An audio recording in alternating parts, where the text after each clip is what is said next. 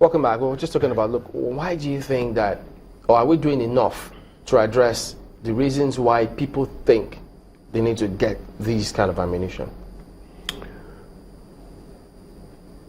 Well, one may not be able to put fingers on a particular cause to start with, but over and above that, in every society, there is a level of discontentment or the other. Once the avenue for airing one's views are available, people should not resort to firearms. We have a lot of problems in Nigeria. We're trying to address them, and the government is trying. I wouldn't say we've done enough, because for as long as people feel discontented to the point that they have to take up arms to fight, it means we're still short of what we ought to do to assuage feelings. In the recent past, there have been, quite apart from Boko Haram, we have had far too many incursions into various communities, north and south, by herdsmen or Fulani men or whatever you call them. I believe that the government is trying to address these issues right now, but I think we need to do more. Possibly,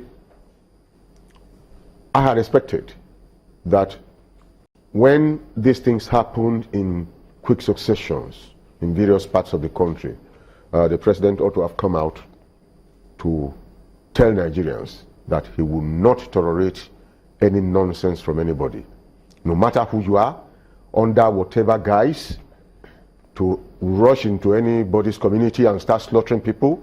It's not going to. I mean, I'm yet to hear such assertive statements. It has not come from Asorok so far. And I think we need to do it to allay people's fears, to reassure others that you do not need to go into reprisal.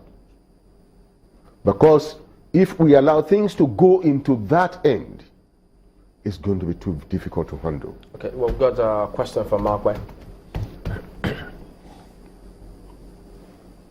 Yes, initially, General, you did say that you blamed the Nigeria Customs for even letting this consignment leave the port. But also there's the question of, how well equipped they are. We must put this into consideration. First of all, we're looking at a 40-foot container, which is usually about twice the size of the normal small containers we see, with steel doors. It means that there was also a big disincentive for the customs officials to manually check this particular container, because if you look at it with steel doors, a 40-foot container, if for instance the steel doors are in the 20-foot part and the rest of it are inside, properly concealed, how is the Nigeria Customs supposed to have known? Should we be looking at equipping or the state of equipment at the Nigerian ports, especially in terms of being able to detect things like this, rather than leaving them to manual detection or a tip-off, perhaps? Much as I wouldn't claim any knowledge of what the customs have in terms of equipment in the port, I believe that a container that comes into the country, either through customs or through any other means, is such that it is invariably opened up to check the contents. And once the container is opened up, it's something that the customs have to bring out and then check. It can be a random sample. They bring them down. They can take the first few at the front. They probably bring them down more and take some at the middle and probably take some at the end. A sort of random selection like that. And when these things are opened and they see them, obviously, they know that these are arms. So I don't think for this very particular incident, customs do not require any special equipment to be able to identify that these are weapons.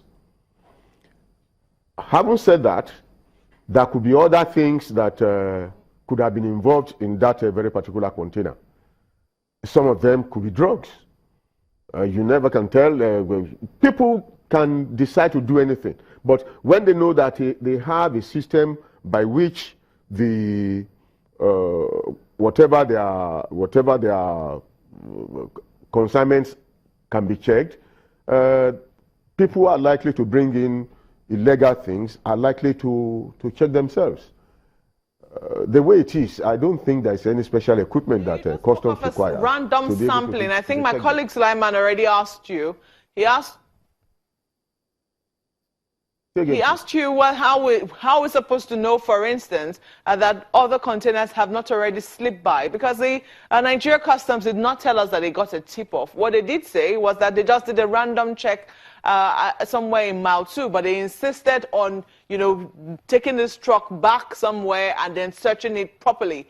But there are questions, because this particular catch, much as is commendable, raises more questions than answers as to whether or not this has happened before. Is it every container that will be checked at the port? Do we have the equipment to do it as quickly and as efficiently as we need to? Shouldn't we be asking questions like this? In a lot of cases, I think that containers are very big things, and even if a whole ship brings in say 400, 500 containers, every container needs to be checked. And it's a question of anybody importing saying that, oh yes, there are 20 of them, and then you decide to select maybe number 1, number 5, number 7, number 11, number 25, number 35. You can do that, but I believe that for this type of situation,